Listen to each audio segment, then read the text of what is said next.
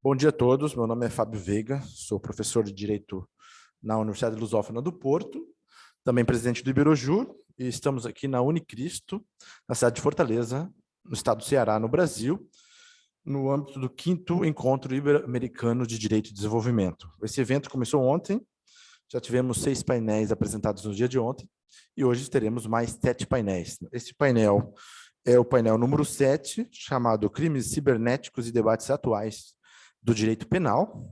Teremos vários comunicantes que vão fazer a apresentação ao vivo aqui presencialmente na sede da Unicristo, na verdade na escola de pós-graduação da Unicristo, e outros que estarão em casa a partir das suas cidades, né? Vários oradores do Brasil nesse painel, de outras cidades também do Brasil, depois eu vou ir apresentando vocês. Para fazer assim uma breve gestão do nosso tempo e também dos nossos comunicantes, eu vou fazer uma chamada e quem tiver online pode falar, né, presente, e quem está aqui e quem tiver no caso presencial pode erguer a mão.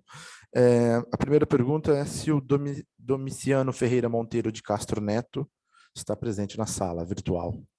Bom dia, doutor Fábio, presente. Bom dia, obrigado. Segundo, Ayla Araújo e Jorge, né, Rocha está aqui, a Ayla representando. Terceiro, Vitor Paz e Francisco Pereira. Bom dia, doutor Fábio. Presente, Vitor Paz. Obrigado, Vitor. Doutor. Presente, bom dia. Gustavo Rocha. Obrigado, bom dia. Depois, Leinade Rocha de Almeida. Leina, sim, presente, está presente aqui, da Unicristo. Francisca, e também está presente? Tá, né? Está aqui presente. Vitor Andrade Larissa Rosa. Bom dia, doutor Fábio. A Larissa está presente, o Vitor acho que está entrando. Ok, perfeito, obrigado. Francisco Rocha, Sena e Ítalo Braga. Francisco está aqui conosco, presencial. João Paulo Piratelli e Cíntia Freitas, aqui. Muito bem, já temos um representante. João Paulo está presente. E Thaís Carnion, também, a professora Thaís Carnion está presente online, né?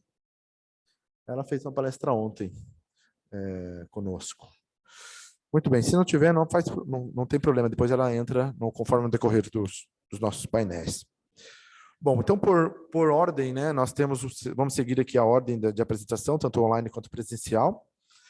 Cada trabalho tem 10 minutos, né, para falar, né, para apresentação. Se forem 2 autores, quiserem dividir o tempo, pode dividir, mas sempre, né, respeitando os 10 minutos, porque nós somos muitos e teremos 2 horas de conferência. Os que estiverem online e quiserem usar também PowerPoint, pode usar, fazer a apresentação aqui no PowerPoint. Os que estiverem presentes também podem usar o PowerPoint no nosso computador. Eu vou convidar, então, nosso primeiro comunicante, que é o Domiciano Ferreira Monteiro de Castro, que vem da Universidade Estadual de Minas Gerais, e ele vai falar sobre a importância das delegacias de combate à corrupção das polícias judiciárias estaduais no sistema de combate à corrupção e seus desafios. Bem-vindo, Domiciano, tem a palavra. Bom dia a todos. Mais uma vez, uma satisfação estar presente nesse importante evento. Vou compartilhar aqui, tentar compartilhar a tela aqui de PowerPoint.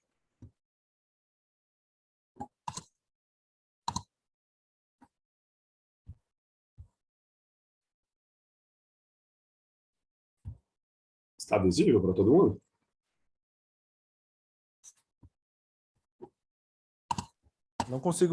Não vemos aqui na nossa tela. Não sei se o pessoal que está em casa vê. Também não vemos. Só um minuto. Camila, você consegue autorizar ali? Quem está no co-host? O que eu faço para colocar ele como Domiciano, né? Tem que abrir tudo aqui. Camila, no co-host, pode ajudar no Domiciano a ser co-host? Acho que já, né? Agora sim. Já aparece.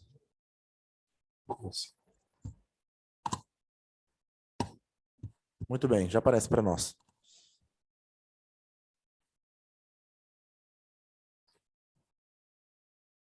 Bom, perfeito. Vou iniciar, então. Ok. Primeiramente, para fazer uma contextualização, eu sou delegado de polícia e fui chefe da divisão especializada de combate à corrupção da Polícia Civil de Minas Gerais entre 2018 a 2021, um período aí aproximado de 3 anos. E participei de um processo de estruturação dessa unidade que aconteceu de forma similar nas outras polícias civis do Brasil. Bom, primeiro, para fazer uma contextualização do combate à corrupção, foi aí na década de 40, com o Sutherland, um grande estudioso da criminologia, ele que cunhou a expressão crimes de colarinho branco. Então, na época, ele chamou a atenção que as estatísticas criminais elas não mostravam a prática de crimes por pessoas da média e alta sociedade. Mas isso indicava que essas pessoas não cometem crimes, né? Então, a resposta foi que não. E, por muitas vezes, a conduta que essas pessoas praticavam sequer eram tipificadas como crime. E as pessoas respondiam muitas vezes em outras instâncias, como de agências reguladoras diversas dos Estados Unidos. Mas, apesar aí da relevância do seu estudo, não houve uma mudança muito drástica na questão da corrupção, principalmente, a partir de então. Isso se alongou. A gente teve um outro evento muito importante, que foi o escândalo de Watergate, na década de 70, e apesar de inicialmente estar relacionado aí com a invasão de membros de um partido político no edifício Watergate, que era ocupado por integrantes de outro partido, acabou as investigações envolvidas pelo Congresso americano chegando a investigação se expandiu, elas chegaram a outras áreas, principalmente de corrupções praticadas por multinacionais americanas no mundo todo. Também foi só vários anos depois, em 1977, que foi aprovado o FCPA, criminalizando a prática de corrupção praticada no exterior por agentes americanos, mas também essa lei não foi muito efetiva. Então, foi só... eu coloquei aqui nesse slide... vários países também, inclusive, né, considerados desenvolvidos, toleravam essa prática e até se expandindo aqui para o início do século XXI. Então, o combate, o destaque do combate à corrupção, ele, como a gente observa de próprias convenções internacionais, ele aconteceu há pouco tempo. A Convenção Interamericana contra a Corrupção de 1996 e a Convenção da ONU contra a Corrupção, a Convenção de Mérida, ela é de 2003, né? Não tem nem 20 anos, que o mundo passou a se preocupar de uma forma mais efetiva com a corrupção, principalmente em virtude da globalização. Então, todos os países sentiam o efeito dela. E trazendo isso agora para o Brasil, né? As polícias civis, conforme previsto no artigo 144 da Constituição, elas têm a incumbência de fazer a apuração de infrações penais, inclusive as de corrupção. Mas como que vinha ocorrendo isso no Brasil? A própria Polícia Federal, que tem um grande destaque nesse combate à corrupção hoje, nem sempre foi assim, né? Então, como explica a Arantes, isso ocorreu só depois de um quadro de reestruturação, de aparelhamento da Polícia Judiciária Federal, e isso há menos de 2 décadas também. E a Polícia Civil, né, a Polícia Federal passou por esse processo, as polícias civis, elas, até pouco tempo atrás, várias delas não tinham unidades especializadas de combate à corrupção. E isso, obviamente, trazia muito conforto para os criminosos de colarinho branco. A gente conhece a realidade das polícias civis pelo Brasil, várias delas não têm condições sequer de, né, apurar a quantidade de crimes que ocorrem diariamente, prisões em flagrante. Então, sem tempo para dedicação e sem conhecimento especializado, essa tarefa fica muito mais difícil. Então, em 2019, um novo comando do Ministério da Justiça e Segurança Pública percebeu aí esse vácuo que tinha no sistema, né? E obviamente, face às atribuições previstas na Constituição, se o crime, né, ele não é de atribuição da Polícia Federal, como, por exemplo, crimes que têm como vítima a União, suas autarquias, a Polícia Federal, obviamente, não podia apurar aqueles crimes. Então, a gente tinha um vácuo, né? Em cidades do interior aí do Brasil, esses crimes simplesmente não eram apurados. E, então, esse projeto ele quis, de forma uniforme, né, em vários estados, obviamente tinha algumas delegacias, mas a maioria das vezes elas não eram exclusivas para apurar a corrupção. Então, o projeto vem nesse sentido. E um documento de destaque essa portaria 631/2019, ela passou a estabelecer como critério para rateio do Fundo Nacional de Segurança Pública, que é um fundo milionário, a criação e efetivo funcionamento da Polícia Civil nos estados. Então, criou-se uma pressão, né? Obviamente, a própria inércia de não se criar uma delegacia dessa no projeto nacional, ela traria uma força da sociedade, mídia, muito grande, e principalmente o Estado, né? E além disso, o Estado deixaria de receber recursos milionários. Isso acabou surtindo efeito, né? As primeiras delegacias ali, elas de dedicação exclusiva, poucas, elas são anteriores à portaria, ela é de 6 de julho de 2019, então foram 3, né? Maranhão, Rio de Janeiro e Pará. Então, numa sequência, a gente levantou aqui nesse estudo os documentos responsáveis pela criação dessas unidades de combate à corrupção com esses moldes, principalmente de ter exclusividade para apurar esse tipo de crime. E assim ocorreu no país todo. Algumas demoraram bem mais, realmente, até registros aí de imprensa, de cobrança, dificuldade para criar, mas isso foi feito. E o próximo passo, então, seria que elas realmente tivessem estrutura, capacitação e integração entre elas e com outros órgãos, para o melhor desenvolvimento de suas atividades. E, acelerando aqui por conta do tempo, eu destaquei aqui até o artigo 36 da Convenção de Mérida, né, contra a corrupção. Ela fala que cada estado ele certificará que dispõe de um ou mais órgãos, então pessoas especializadas na luta contra a corrupção. Eles devem gozar de independência necessária para que possam desempenhar suas funções com eficácia e sem as pressões devidas.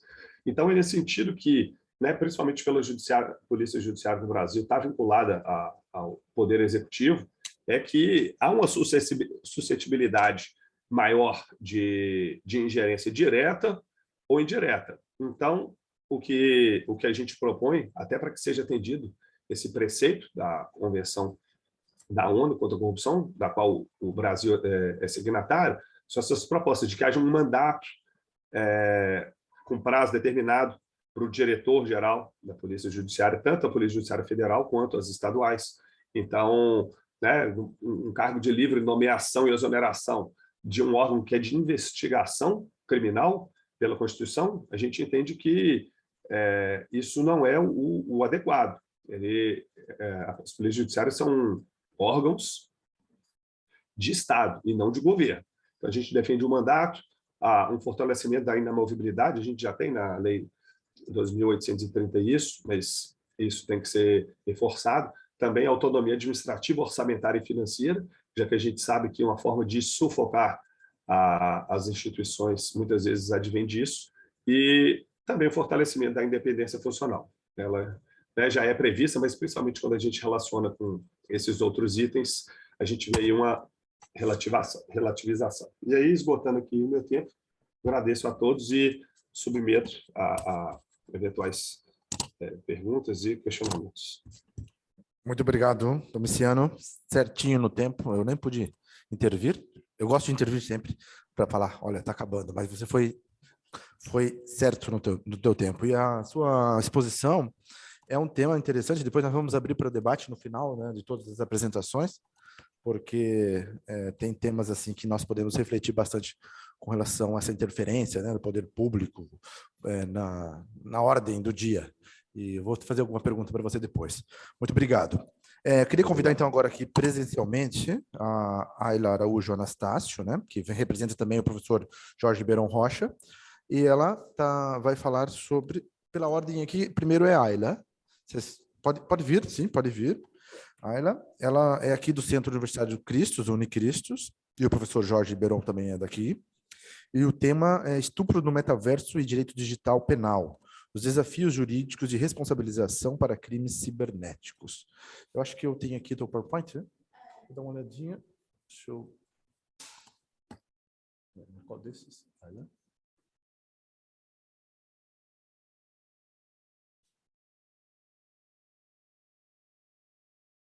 Você quer ficar aqui onde eu estou para você mudar?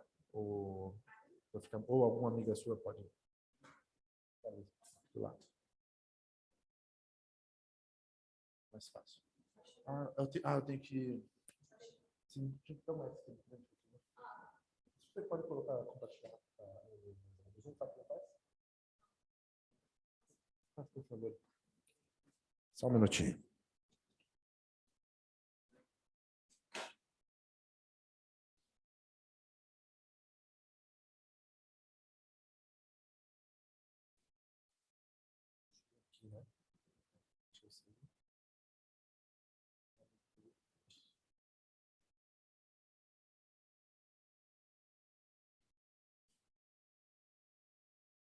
Deixa no grande, né? Não foi. Perfeito. Ayla, tem a palavra.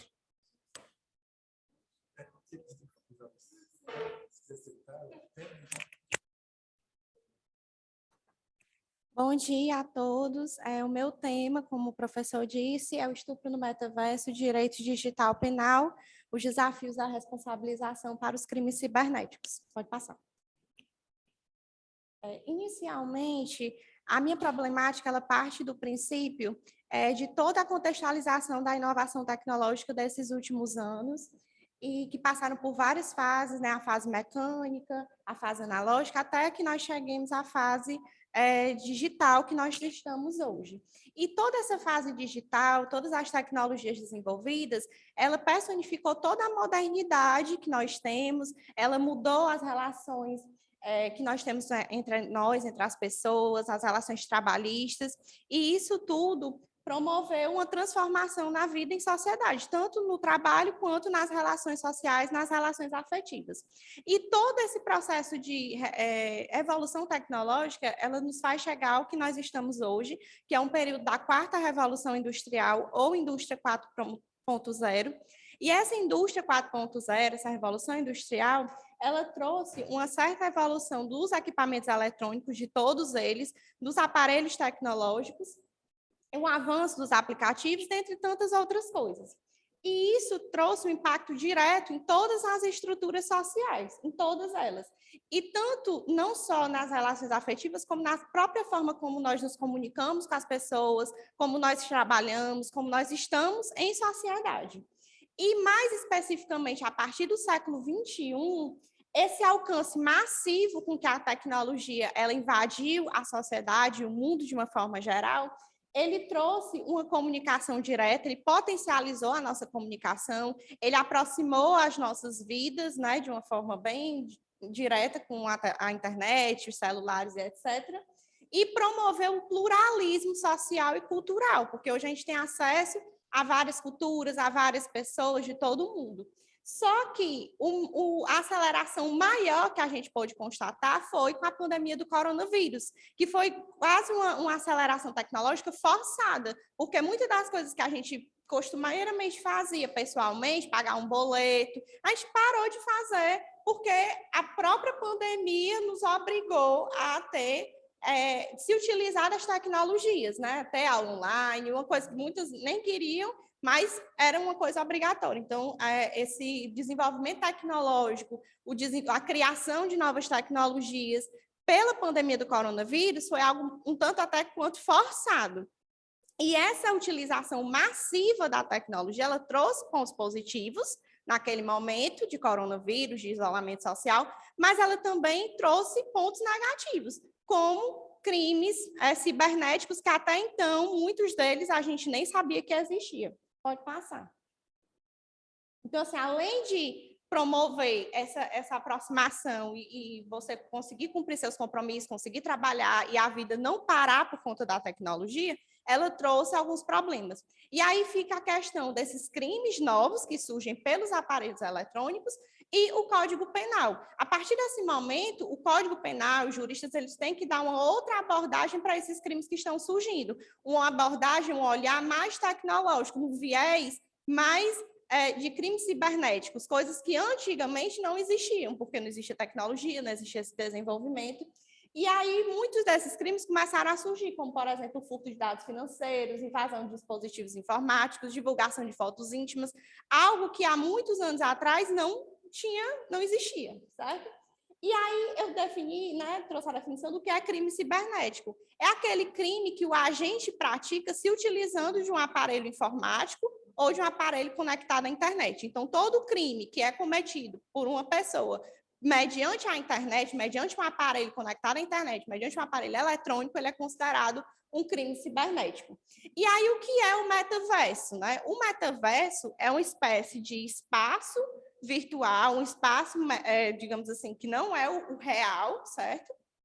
E ele tem uma série de outras tecnologias lá dentro, e as pessoas se apresentam nesse espaço em forma de avatar. Então, eu posso criar um avatar com todas as minhas características e estar nesse espaço virtual, tá? Isso é o metaverso. E aí, como é que é o meio que eu vou estar lá? Por um avatar, em 3 dimensões, e lá você pode estudar, você pode interagir, conversar, fazer reuniões, várias coisas. E aí, qual é a problemática da minha pesquisa? A primeira problemática foi um caso que surgiu na Inglaterra, onde uma mulher de 43 anos, uma psicoterapeuta, ela sofreu um estupro se utilizando dessa plataforma. Ela disse que estava na plataforma pela primeira vez, e aí ela viu como 3 bonecos, 3 avatares que também estavam naquele mesmo ambiente, começaram a assediá-la verbalmente, começaram a mão dele, enquanto avatar, passar pelo corpo dela enquanto avatar, e isso na Inglaterra. Aqui no Brasil não tem nenhum caso até onde saiba, Isso foi uma entrevista que ela fez para a BBC, foi esse ano, em abril de 2022, E isso é um desafio, porque a nossa legislação do direito digital penal, ela não é completa ao ponto de promover essa responsabilização. E outra problemática é uma pesquisadora da BBC, que ela se passou por uma menina de 13 anos para ingressar no metaverso, só como uma forma de pesquisa mesmo. E quando ela chegou lá, ela viu que era um ambiente muito fácil para você ter contato com divulgações de material sexual até explícito, uma questão de aliciamento, ameaças de estupro, enfim, insultos racistas. É um ambiente muito que não tem limites, não tem fronteiras. É um ambiente virtual onde as pessoas não têm aquela restrição como a gente tem no nosso mundo real. Porque existe racismo, existe assédio, existe, mas as pessoas se contêm, porque sabem que vai ter uma responsabilização. Mas num ambiente virtual como esse, totalmente inovador, muitos não têm esse pudor, digamos assim, esse medo de propagar certas questões. Pode passar.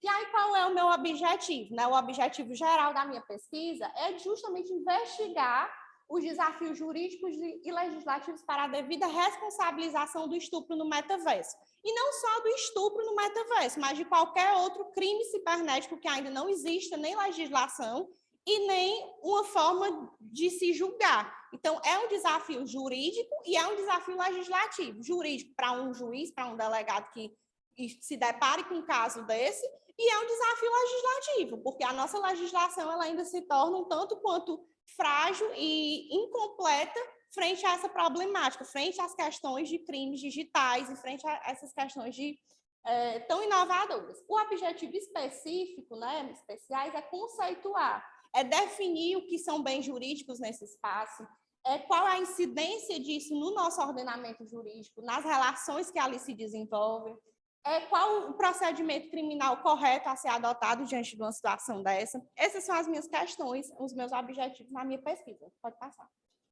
A minha metodologia foi a natureza específica qualitativa, método de abordagem dedutiva, método de procedimento comparativo e a técnica de pesquisa bibliográfica e documental. Pode passar. Aí os meus resultados, né, assim, preliminares dessa pesquisa é a verificação de todo esse processo evolutivo que começou, né, que assim, teve o estopim nos séculos 20 e 21, essa necessidade de se observar e de se classificar tanto os crimes cibernéticos quanto esse fenômeno criminológico digital, não só de questões no âmbito sexual, né, de violação, mas sim também a questão dos furtos de dados, que é uma coisa muito comum no nosso dia, fraude, estelionato, tantas outras coisas que ocorrem no meio digital. As influências desse modo acelerado, porque a virtualização foi ocasionada pela pandemia do coronavírus, que intensificou a nossa utilização das mídias, que intensificou toda a nossa utilização da internet. A possibilidade de acesso de crianças e adolescentes nos ambientes virtuais, de terem acesso, né, ao material sexual explícito e a tantas outras coisas que são inapropriadas para a idade delas, porque na internet não existem barreiras. O delineamento do delito de estupro no metaverso. O que é estupro no metaverso? Que pode ser considerado um estupro nessa plataforma. E o cenário desafiador no qual se encontram juristas e legisladores frente a essa problemática. Como é que a legislação ela vai lidar com uma questão dessa se surgir um caso no Brasil? Como é que nós iremos se utilizar do metaverso, que é algo criado com a finalidade boa, se nós não temos legislações que causam a responsabilização se ocorrer algum crime lá dentro? Então, assim, é um desafio para os legisladores e para os juristas. Pode passar. Pronto, acho que é só isso mesmo. Já acabou? Passou? Então, passa. Então, pronto, só isso. Obrigada. Muito obrigado, Ayla. Muito bem, estamos aqui cumprindo o tempo, que é importante, nós somos vários. E o tema também, depois podemos, no final, né, sobrar um tempinho para a gente conversar, é um tema que difícil, né, de nós acharmos responsabilidade no âmbito digital, não está fácil. Imagina no metaverso, que é mais complicado ainda. Mas, bom, temos que perceber, nós como juristas, os bens jurídicos é que temos que tutelar. Será que teremos ou não que tutelar bens jurídicos no metaverso, né? No âmbito da responsabilidade civil, já existe muitos estudos. Agora, não sei na área penal, né? Então, nós podemos falar depois um pouquinho sobre isso. Bom, eu vou passar então agora para o próximo comunicante, que é Vitor Emanuel Paz e Francisco Gustavo Rocha Pereira. Está online, né, Vitor? Os dois estão online? Bom dia a todos os presentes. Bom dia. Vitor, vai apresentar sozinho ou com o colega Francisco? Com o colega. Muito bem, então, vocês vão usar PowerPoint? Não. Tá bem. Muito bem, podem então começar, se apresentem e tem 10 minutos. Bom dia, meu nome é Vitor Paz, eu sou aluno do 8º período do curso de Direito da Faculdade ESVAP. Bom dia, eu sou Gustavo Rocha, também sou do 8º período da Faculdade de Direito de ESVAP, na cidade de Parnaíba, aqui no Piauí. É um prazer estar aqui hoje, expor o nosso trabalho. A gente vai dar início agora. O nosso trabalho é sobre estelionato sentimental na internet e tratamento legal. É uma prática bem comum atualmente, algo que vem acontecendo recorrentemente no nosso dia a dia e que, querendo ou não, está ocorrendo à nossa volta. Mesmo se a gente vê, você pode ter um colega que entrou numa rede social, conhecer alguém por uma rede social, ou mesmo numa rede social como o Instagram, Facebook, ou uma rede de relacionamento como o Tinder. E dentro dessas redes sociais, sempre tem pessoas que entram com má fé, com o objetivo de conseguir de forma ilícita bens materiais ou dinheiro e em cima de outras pessoas, né? Como no caso, muitas redes sociais como essa tem pessoas fragilizadas, alguém que está fragilizado no momento, se separou de um casamento ou é viúva. E dentre esses perfis falsos, tem muitas pessoas que procuram se aproveitar dessas outras pessoas que estão em um momento difícil da sua vida, né? Além disso, que o estelionato sentimental é essa prática delituosa, né, que consiste basicamente no uso desses perfis falsos nessas redes sociais para obter essa vantagem financeira em cima da vulnerabilidade dessas outras pessoas. E os artifícios que esses perfis falsos usam é a sedução, são promessas de amor, é uma prática que vem aumentando cada vez mais com a utilização das redes sociais, que a cada dia mais a utilização das redes sociais vem aumentando. E outro artifício também é o aumento dos sites de relacionamento, que com a pandemia teve um aumento gradativo. E por conta do isolamento social, muitas pessoas em casa, muitas pessoas sem ter um contato social direto, né, no seu dia a dia, buscaram sites de relacionamento e se aprofundaram cada vez mais nas redes sociais. Com isso, contribuiu para o aumento dessas práticas delituosas e desses perfis falsos, que começou a aplicação de golpes, né, em cima dessas outras pessoas. Esses golpes ocorreram muitas vezes quando esses perfis falsos tentaram manipular essas pessoas com promessas e após isso, após falsas promessas, vem aquela ajuda financeira, dizendo que está precisando de um dinheiro para tal coisa, que depois devolve. E em cima disso começa o estelionato sentimental. Atualmente, né, se trata de um crime cibernético, né, e se aproveitando da fragilidade do nosso ordenamento jurídico. Vou passar a palavra aqui para o Gustavo. Bom, dando continuidade, a gente tinha uma lacuna muito grande, que foi uma problemática do nosso trabalho, que era a falta de punição, digamos assim, que não tinha nada relativo a essa prática no nosso Código Penal. Tinha a equiparação ao estelionato, né, o artigo 171, só que todos sabemos que nosso Código Penal brasileiro não admite sentença por analogia. E na quarta-feira, dia 4, quarta-feira de agosto, dia 4 de agosto desse ano, foi aprovado um projeto de lei de 2019, projeto de lei 6.444 de 2019, né? O Congresso, a Câmara dos Deputados aprovou,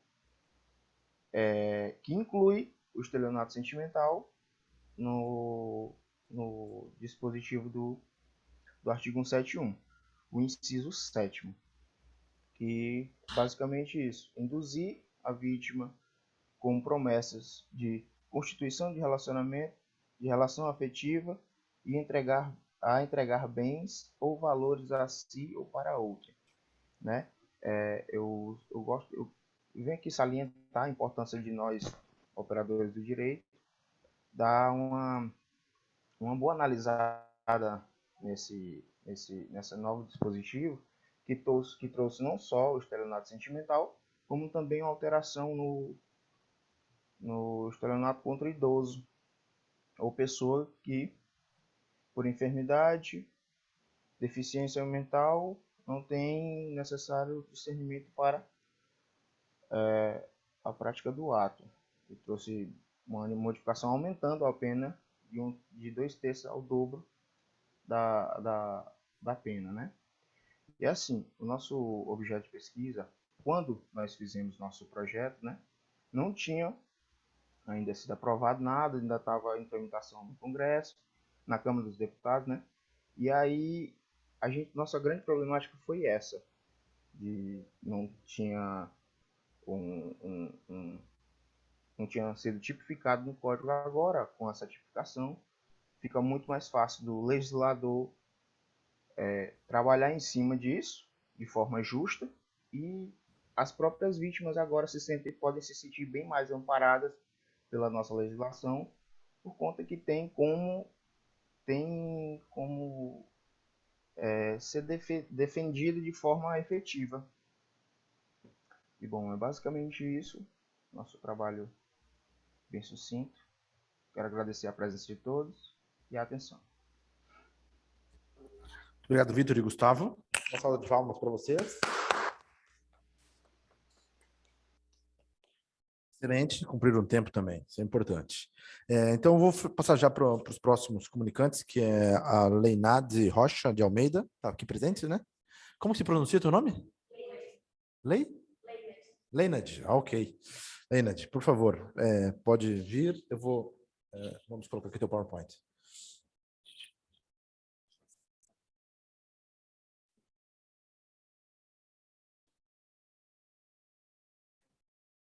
Bom dia, posso começar? Bom dia, meu nome é Leinade, e o meu tema é sobre se é possível aplicar a qualificadora do feminicídio em casos envolvendo transexuais. Pode passar.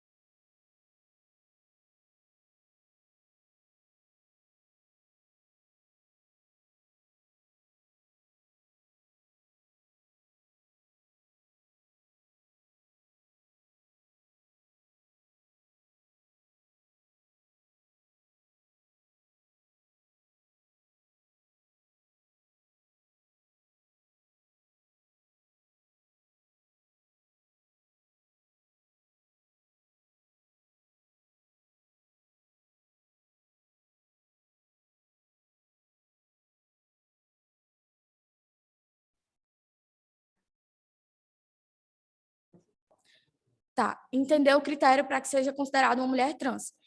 E para isso, a gente tem que ir para a doutrina, e existem 3 critérios, né? O critério biológico, que é quando a mulher nasce com o órgão genitor, né? O órgão genital, no caso, o órgão genital feminino. O outro caso é a corrente que adota critério civilista, que é quando há efetivamente a mudança no nome, né, do nome do registro de nascimento para o registro civil, né, o nome social. E o terceiro critério é o subjetivo psicológico, que é como a pessoa se vê diante da sociedade, como ela é realmente a orientação sexual dela. Pode passar, por favor. Foi uma pesquisa bibliográfica, né, usei a doutrina do Guilherme Nucci, e análise de julgados. Como é um caso recente, não tem ainda uma posição na doutrina sobre isso, eu só encontrei 2 julgados que falavam sobre o tema, que o primeiro, no caso, foi o marco, né, da aplicação da qualificadora. Foi em 2016, quando o Ministério Público de São Paulo apresentou uma denúncia contra um homem que tinha matado a esposa por conta do seu gênero, né? Ela era uma mulher trans. E o segundo julgado foi um caso em Taguatinga, no Distrito Federal, que foi justamente o que a quinta turma utilizou, que foi exatamente a mesma questão, condições de gênero em que a mulher trans foi espancada até a morte, e eles durante o momento, eles indicavam que ela tinha que virar homem e coisas desse tipo. Pode passar. Os resultados que eu encontrei foi que existe uma insegurança jurídica muito grande nesses casos, porque a gente não tem no que se apoiar, são apenas... porque como depende do júri, depende também do que a pessoa que está ali vai pensar. Então, não tem como saber que vai ser sempre aplicada essa qualificadora. Então, acaba não tendo uma proteção jurídica para essas pessoas. Não, pode ir. Também é possível perceber uma omissão da doutrina e da jurisprudência como um todo. Não existe um aprofundamento no assunto para tratar se deve ou não ser aplicada essa qualificadora nos casos de feminicídio, nos casos de homicídio contra transexuais. O que é possível perceber é que existem, sim, alguns avanços, como o STJ, que aplicou, em alguns casos, a Maria da Penha, né, em casos envolvendo transexuais. Também teve o STF, que aprovou a transferência de mulheres trans para presídios femininos. E o CNJ também tem uma recomendação para que sejam julgados os casos analogicamente se fosse uma mulher no critério biológico. É isso.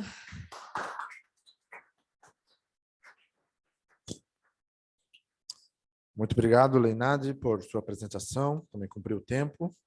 É um tema também interessante, né, para nós observarmos a lacuna da lei e ver a interpretação dos tribunais. Vou passar agora para a próxima apresentação, que será também presencial, da Francisca Gerlândia Clarentino da Silva e o professor Jorge Beron Rocha.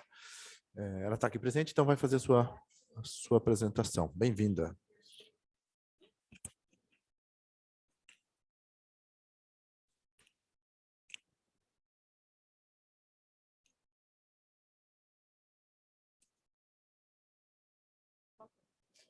Então, primeiramente, bom dia a todos. Eu me chamo Gerlândia, eu sou graduanda do curso de Direito, né, pelo Centro Universitário Cristos, atualmente no 7º semestre, e eu vou apresentar aqui para vocês um pouco da minha pesquisa. Ela ainda é inicial, já adianto, né, a gente tem a pretensão de aprofundá-la, e é intitulada como Violência Institucional contra a Mulher, Delineamentos e Instrumentos de Combate. E essa pesquisa, ela teve como orientador o professor Jorge Beron, né, que trouxe todo um aparato também de instrução para a pesquisa, e pode passar, por gentileza. E essa pesquisa, ela teve como uma base inicial a Lei Maria da Penha, que é a Lei 11.340 de 2016, e essa lei, a priori, trouxe, né, grandes avanços, sobretudo para a proteção daquelas vítimas de violência doméstica e que chegam a procurar, né, o sistema de justiça como um todo e as instituições públicas em busca da solução para esse conflito, né? Então, essa lei, ela trouxe esses avanços significativos, mas ela ainda encontra, atualmente, muitos obstáculos para sua efetividade prática. E um desses obstáculos, que é o foco desse trabalho, é a chamada violência institucional. E o que é a violência institucional? É exatamente uma violência que parte de instituições públicas ou dos agentes que ali representam essa instituição e que se dá tanto por meio de uma ação, que é o fazer, como também por meio de uma omissão, que é o deixar de fazer. Isso quando essas vítimas da violência doméstica, ou também as suas testemunhas, quando eles são levadas, procuram o sistema de justiça e não encontram o aparato que é esperado e, inclusive, é previsto legalmente, né? Elas acabam sendo tratadas com desrespeito, colocando em descrédito sua palavra, pelo simples fato de ser uma mulher que advém ali de uma situação de violência doméstica, né? Então, a gente já vê aí diversas e séries de problemas dentro dessa questão, que é exatamente baseado na cultura, né, que a gente ainda tem do machismo, da cultura do preconceito contra a mulher na sociedade, que ainda temos, infelizmente, e isso se reverbera dentro do sistema de justiça como um todo, né? Então, essa violência institucional é exatamente baseada nessa questão de a mulher fazer uma procura ali do sistema de justiça quando advém de uma violência doméstica e acaba não encontrando aquilo que ela procura, principalmente uma recondução adequada, uma assistência devida, né? Porque a pessoa chega ali já de uma situação de medo, né, de temor, e acaba se deparando com mais insegurança, né, com julgamento, pré-julgamento. Então, isso acaba levando como consequência também a não procura e o não acesso à justiça como é devido, né? E qual a importância dessa pesquisa? Essa pesquisa tem uma grande importância, que inclusive é alvo de debate, né, atualmente no Brasil, são discussões aprofundadas ainda sobre a temática que a gente tem, exatamente por conta dessa influência ainda da cultura machista, da cultura do preconceito contra a mulher, e a gente vê isso não apenas numa discussão teórica, né? Não apenas no abstrato, a gente tem casos práticos, casos reais, que demonstram ainda essa incidência da violência institucional. Um exemplo clássico que aconteceu no Brasil no ano 2018 foi o caso da Mariana Ferrer, né? Uma influenciadora que teria sido vítima dessa violência institucional em uma audiência de instrução, onde, inclusive, todos os demais participantes dessa audiência eram homens, né? E ela foi tratada ali com desrespeito, com palavras que feriram sua dignidade e que acabaram por demonstrar na prática a incidência dessa violência institucional. E essa violência, ela partiu, sobretudo, pelas falas proferidas pelo advogado da parte do réu, mas isso é refletido a ação, que eu mencionei que a violência institucional pode vir por ação, né? Mas também foi evidenciada por meio da omissão, tanto do magistrado, como também dos representantes que estavam ali da promotoria, da defensoria e da própria advocacia privada, que se permaneceram silêncio diante daquela situação, né, conflituosa, ali onde o advogado estava violentando com palavras a Mariana Ferrer, e eles não fizeram nada. Então, a gente vê claramente que essa violência institucional ela ainda existe, né? E ela, inclusive, vem aumentando no Brasil, e por isso se faz importantes discussões e debates sobre isso. E é um tipo de violência, inclusive, que às vezes as pessoas até mitigam, por ter como conceituação comum de violência a violência física ou a violência psicológica, né? Mas a gente tem diversas outras violências que são previstas, 5, inclusive, e elencadas na Lei Maria da Penha, e que a gente acaba não dando a atenção devida, né? Por isso faz-se importante ter ainda debates e discussões acerca disso. E, portanto, o objetivo principal dessa pesquisa é exatamente delimitar ali o conceito da violência institucional para que se torne mais claro e o trabalho se torne mais preciso, né, partindo de uma conceituação da violência institucional, e também suas formas de manifestação, como elas são observadas, seja por meio da ação, seja por meio da omissão. E também o trabalho objetivo é fazer a análise dessa cultura da revitimização, se de fato essa cultura ainda está sendo evidente dentro do nosso sistema de justiça, de como essa cultura pode estar influenciando na violência institucional, né? E quais são as ações, principalmente, que estão sendo tomadas por o nosso sistema para evitar esses casos de violência institucional. A gente também verifica as alterações que adveio com a Lei 14.321 de 2022, recente, inclusive, né, que promove certas alterações também nesse modo de lidar com a violência institucional. Então, a gente busca analisar até que certo ponto essa lei traz influências precisas e que, de fato, possam trazer ali um atendimento digno e humanizado para as vítimas de violência doméstica que procuram um sistema de justiça. A metodologia utilizada nessa pesquisa, a priori, foi bibliográfica e documental, né, também baseada na doutrina específica sobre o caso e também nos julgados de tribunais superiores, que a gente tomou como base, e na própria audiência, né, do caso Mariana Ferrer, que foi o caso prático analisado para ver a incidência ainda hoje da violência institucional. Os resultados, a priori, ainda que preliminarmente, né, a gente conseguiu concluir que o nosso sistema ele tem uma tendência a trazer o descrédito para a palavra da vítima de violência doméstica, no caso, a mulher, e que isso acaba prejudicando ali, que inclusive é um princípio do acesso à justiça, né, por todos e especificamente pela mulher, que é reforçado pela Lei Maria da Penha. Então, de um certo modo, quando a gente verifica essa violência institucional, a gente verifica também a consequência tanto da revitimização, que é um novo tipo de violência e muitas vezes mais dolorido ainda, porque a pessoa já vem de uma situação de violência, de opressão e se depara com mais, e é estarrecedor porque parte de uma instituição ali que tem o dever, né, inclusive legal, de estar prestando assistência a essas pessoas, de estar conduzindo da maneira correta, pois você já chega ali sem nenhum norte, com sofrimento, com dor, enfim, e se depara com mais violência. Então, isso é inadmissível, inclusive, né? Então, a gente chega a essas conclusões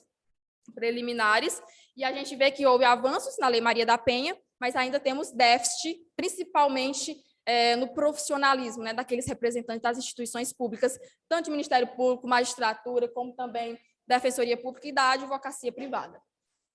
E meus agradecimentos vai para o orientador, né, professor Beron, ele não pôde se fazer presente, mas sempre acompanhou a pesquisa desde o início, grande orientador, inclusive. A instituição de ensino Unicristos, por estar promovendo esse evento, que eu acho, na minha opinião, é muito importante estar fomentando a pesquisa, desde a graduação até outros níveis, né? Isso é imprescindível para a nossa formação, e a todos os presentes aqui pela atenção. Muito obrigada. Muito obrigado, Francisca Gerlândia, por sua exposição e também por respeitar o tempo. Vamos passar, então, agora para o próximo comunicante, é o Vitor Lemes de Andrade e Larissa Rosa, da Universidade do Estado de Minas Gerais. Estão online os dois? Ou só um? Sim, estamos. Bom dia. Bom dia, bem-vindos. O tema de vocês fala sobre o modelo necropolítico do sistema prisional brasileiro durante a pandemia do Covid-19. Bem-vinda. Bom, muito bom dia a todos e todas que estão presentes. É um prazer estar aqui participando, ainda que remotamente, do evento, que tem sido muito bem organizado. E desde já gostaria de parabenizar a organização por permitir essas comunicações de estudantes da graduação. Eu acho que a inserção dentro da pesquisa também perpassa aí por esse momento, né, que fica tão marcado das primeiras oportunidades. E esse trabalho foi escrito aí em conjunto com o Vitor, que é aluno da graduação. Eu sou professora da UENG de Tuiutaba e o Vitor integra comigo o grupo de pesquisa Estado e Direito aqui da UENG de Tuiutaba, e nós iniciamos o estudo dessa temática, que, como o professor Fábio destacou, é o modelo necropolítico do sistema prisional brasileiro durante a pandemia da Covid-19, e essa temática ela tem aí o estudo sendo feito já antes, no período da Covid-19, isso porque alguns dos problemas que nós visualizamos no sistema prisional são anteriores à pandemia, né? Então, quando pensamos em uma política criminal falha, quando pensamos numa superlotação, quando nós pensamos nas questões de higiene, são todas situações anteriores ao contexto pandêmico.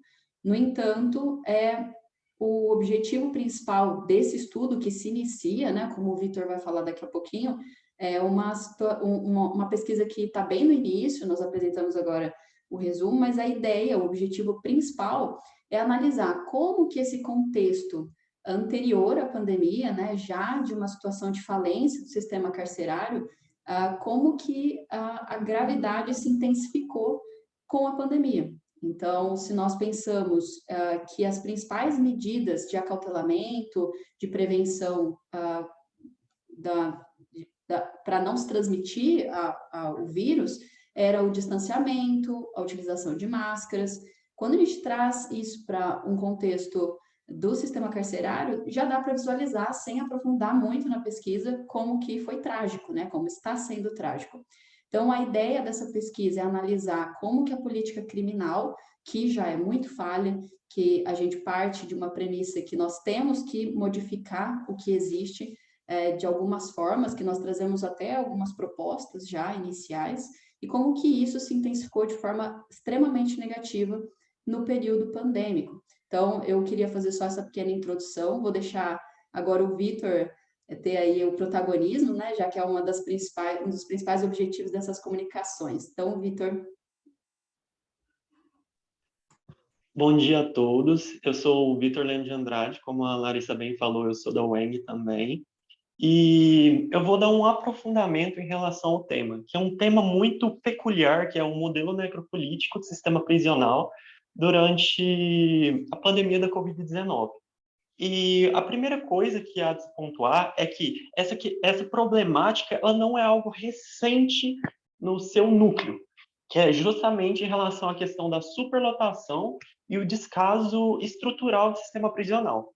E a questão da pandemia, ela apenas amplificou um problema já pré-existente, que era dessa superlotação e o descaso. E essa questão da acentuação enfatizou justamente a questão do modelo necropolítico. Modelo necropolítico por quê?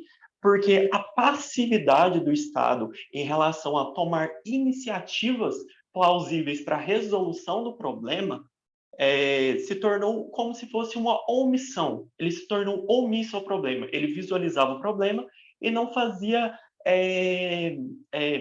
estratégias para mudar e para resolver esse problema. E isso teve como consequência inúmeras mortes, que poderiam ser facilmente revertidas, de certa forma, se tivesse tido políticas públicas de qualidade, e se o Estado e o governo tivessem observado esse problema com mais veemência, com mais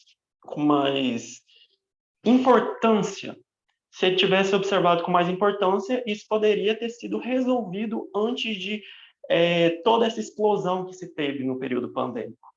Outra questão também que há de se pontuar é que o ambiente precário e a superlotação, ela já é propício a doenças contagiosas, como, por exemplo, a tuberculose.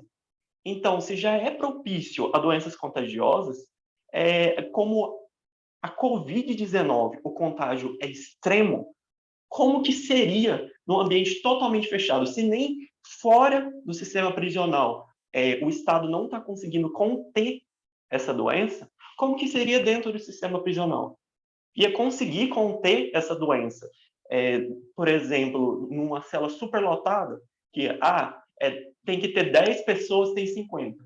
Como que vão ter essas medidas de segurança e de saúde, que é o distanciamento, o uso de máscara, a questão do álcool em gel? Como que vai fazer isso? Não tem como. Então, como a Larissa já pontuou, assim, só de uma visualização superficial, já se consegue ver que não tem como acontecer isso se o sistema prisional ele já é deficitário de alguma forma. E essas questões, elas, consequentemente, acarretam em uma alta chance de morte de Covid. Então, os indivíduos, eles já estão lá cumprindo a pena, como a justiça manda, e elas ainda estão sujeitas a pegar Covid e morrer. Porque a maioria dos indivíduos que se encontram lá, eles já têm alguma doença pré-existente que propicia eles a desenvolverem um quadro mais grave. Outra questão também é que esse desrespeito à segurança e à saúde pública, ela também ocasiona numa questão de, por exemplo, o indivíduo ele já está lá cumprindo a sua pena, como a justiça manda, porém, ele também tem que ficar numa situação de viver ou morrer à própria sorte. Não é assim. O indivíduo não é porque ele está preso que ele perde totalmente os seus direitos como cidadão brasileiro. Não é porque ele cometeu um delito que ele tem que sofrer, que ele tem que acontecer o pior possível para ele. Não. Ele está lá cumprindo como manda a lei, e até a Constituição e a Declaração Universal de Direitos Humanos já garantem para o indivíduo a saúde, a segurança, e isso não é desconsiderado em momento nenhum só porque ele foi preso. Outra questão também que há de se pontuar é em relação à questão da contradição de informações. É porque tem aquela questão muito da subnotificação, que o sistema prisional é como se fosse uma ponte para a família dos indivíduos. E a partir do momento que essa ponte é quebrada, que essa ponte ela deturpa as informações, a família dos indivíduos elas não conseguem saber se eles estão vivos, se eles estão doentes, se eles estão mortos. Então, mostrar informações, ter uma transparência é muito importante nessas situações de crise. Outra questão também em relação a silenciamento. E esse silenciamento é justamente em decorrência de uma construção social errônea. Essa construção social é a que fixa estereótipos de que o delinquente, porque ele foi preso, que ele merece tudo de pior, ele merece essa punição. Mas não é isso. Como já foi pontuado, o indivíduo não é porque ele foi preso que ele perde totalmente os direitos como um cidadão brasileiro. E isso é até uma visão muito que a criminologia ela tenta desmistificar em relação a isso. Outra questão também é que os indivíduos, eles falam, deixa na prisão, deixa morrer que eles já cometeram os delitos, é só uma consequência do ato. Mas não é assim. E se fosse um filho seu? E se fosse um pai seu? Você não queria que ele fosse protegido e que ele tivesse a saúde e a segurança garantida como está na Constituição? Você não ia querer que ele tivesse as condições básicas para viver todo esse momento pandêmico como você também está vivendo? Então, tem que ter essa questão da empatia e da consideração como indivíduo, como ser humano. Assim, eu encerro a minha palavra e eu agradeço tanto ao Congresso, a todas as pessoas envolvidas que deram essa oportunidade para poder abrir espaço de fala, e tanto eu quanto a Larissa ficamos abertos a tirar dúvidas, a sugestões, e muito obrigado a todos. Muito obrigado. Obrigado, Vitor e Larissa. Excelente, cumpriram o tempo. Vou passar então agora para os próximos comunicantes, Francisco das Chagas Rocha, de Sena, e Ítalo Farias Braga, né? O Francisco está presente aqui, vai fazer a exposição, e, portanto, vai usar PowerPoint ou só... Tem que ser por... Se você tirar aquele pendrive ali, esse pendrive, pode usar esse pendrive. Mas você tem um computador aí? Tem um computador teu? É melhor, porque a gente não quer mexer no computador para não cair. Eu até mandei um e-mail. O Francisco vai organizando aqui, eu vou falando sobre como é o nosso painel e também futuramente como serão as nossas publicações. Nós temos nesse painel pessoas que são estudantes de graduação e também estudantes de mestrado, doutorandos, doutores, né? Nós vamos publicar 2 livros, né, dentro do evento. Um livro para pesquisadores, que submeteram como pesquisador, e outro livro para os estudantes de graduação. Então, essa publicação sai provavelmente até o final do ano, começo de janeiro. Demora 5 a 6 meses para sair uma publicação bem feita, né? Uhum. E vocês quem, por exemplo, submeteu o trabalho como pesquisador e não mandou ainda o artigo, pode mandar até 30 dias depois do evento. Quem submeteu como pesquisador e pagou a taxa de pesquisador. Quem submeteu como estudante de graduação já deve ter mandado já, né, o trabalho, portanto não vai precisar mandar outra vez. Eu até acho que o livro de estudante vai sair mais cedo, porque é um livro de resumo, então sai mais rápido. E hoje, no final do dia, nós vamos fazer nosso encerramento aqui na faculdade. No encerramento também vamos falar sobre essas questões de publicações, vai ter o lançamento de livros dos estudantes dos mestrados egressos da Unicristos. Esses estudantes vão apresentar um livro aqui pessoalmente aqui na Unicristos. E nada, mais ou menos são essas informações que eu já aproveito para passar para vocês nesse tempo que nós temos. Só para confirmar, eu queria saber se a professora Thaís Carnil está presente. Eu estou. Muito bem, professora. Porque no começo do painel não estava, fiquei preocupado. Sim, obrigado. sim. Eu mandei uma mensagem que eu estava em aula. Agora encerrou a aula. Muito bem. Obrigado. Imagina, eu que agradeço.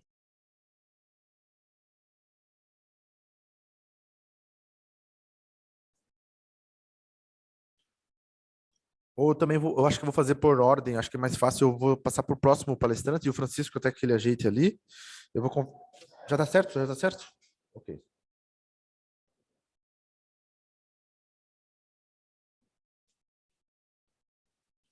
Muito bem, então, Francisco, pode se apresentar, e o teu tema é sobre a razoável duração da prisão preventiva e a indeterminação do excesso do prazo à luz das decisões do Tribunal de Justiça do Estado do Ceará. Ele é aqui do Centro Universitário Cristos. Bem, bom dia a todos que estão presentes aqui, bom dia ao pessoal virtual. Como o professor Fábio Veiga falou, meu tema é a razoável duração da prisão preventiva e a indeterminação do excesso de prazo à luz das decisões do Tribunal de Justiça do Estado do Ceará. Eu me chamo Francisco, sou aluno do curso de Direito aqui da Unicristo, do 9º período. Sou pesquisador bolsista do Programa de Iniciação Científica. Juntamente com o professor Ítalo, nós desenvolvemos essa pesquisa. O professor Ítalo também é professor da casa e é advogado. E aí, o que nos motivou a ir atrás dessa pesquisa é no sentido de que hoje, no Código de Processo Penal, a prisão preventiva ela não tem um tempo determinado. E aí muitas pessoas, muitos acusados, eles passam o tempo do processo respondendo, presos preventivamente, sem ter um limite razoável em vários desses processos. Pode passar, por favor. O objetivo da pesquisa foi as motivações das decisões de 2º grau do Tribunal de Justiça daqui, do Estado do Ceará, visto que a gente analisou ao longo desse trabalho as decisões de HC impetradas nessa corte, tentando saber o que era considerado excesso de prazo para os magistrados dessa corte e também os limites temporais da medida, né? Pode passar. A metodologia que a gente aplicou foi uma pesquisa documental, visto que outros trabalhos também falam desse excesso de prazo na prisão preventiva, de caráter qualitativo e também de investigação quantitativa. Pode passar. Ao longo desse trabalho, a gente analisou várias decisões do Tribunal de Justiça, no período compreendido entre janeiro de 2021 a dezembro de 2021. Ao longo desse período, a gente foi analisando cada caso que se apresentava diante desta corte, e ao longo desse período do ano de 2021, a gente analisou 157 julgados, sendo 129 denegados, né, pela 2ª corte, e 28 concedidos. Nessa análise dessas decisões, a gente levou em consideração 3 fatores: o tempo de prisão do acusado, o tempo de julgamento que se levou para ser concedido ou denegada a ordem, e também os principais argumentos de cada decisão.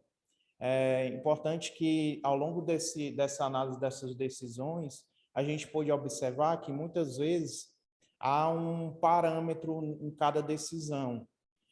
Há casos que saltam aos olhos, como, por exemplo, um que a gente analisou, que o acusado estava preso há mais de 2 anos, sem ter um limite definido, sem ter sido julgado ainda.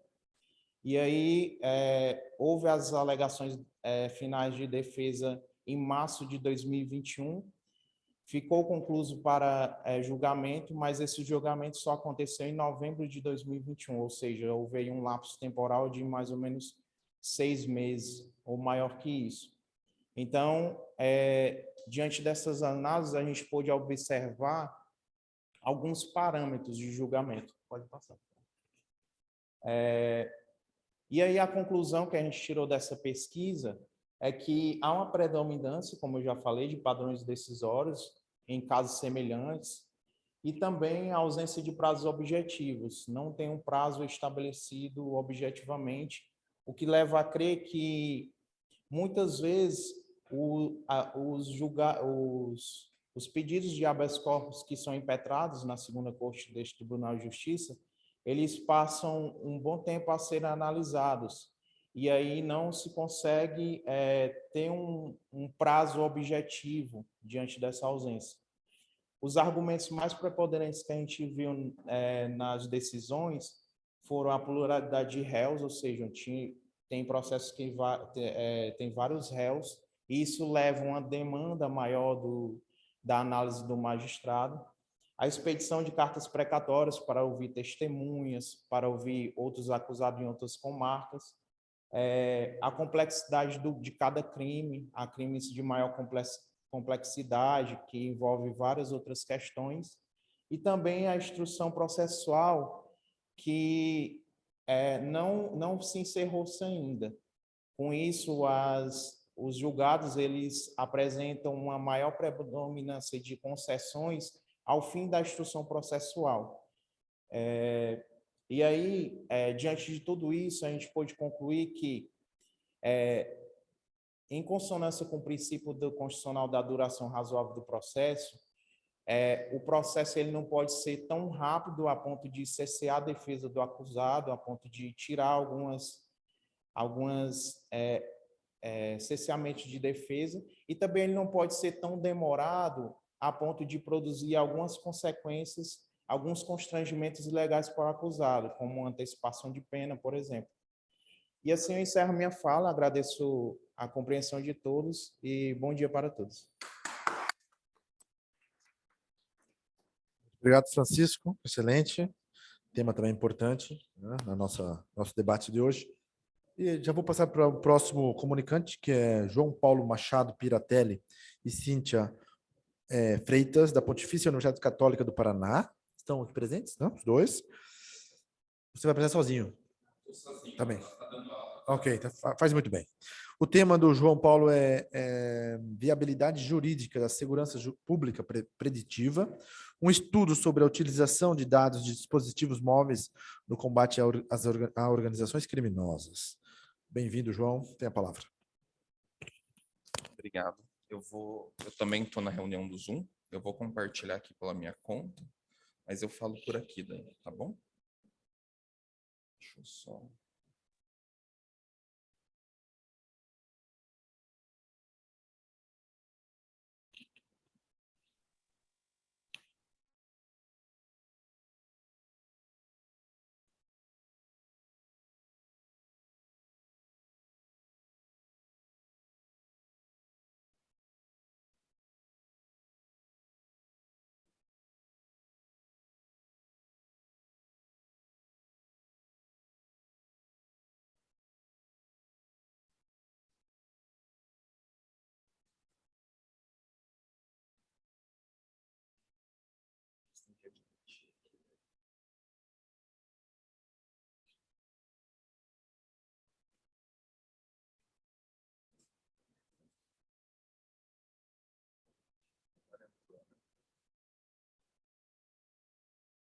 Está conectando aqui.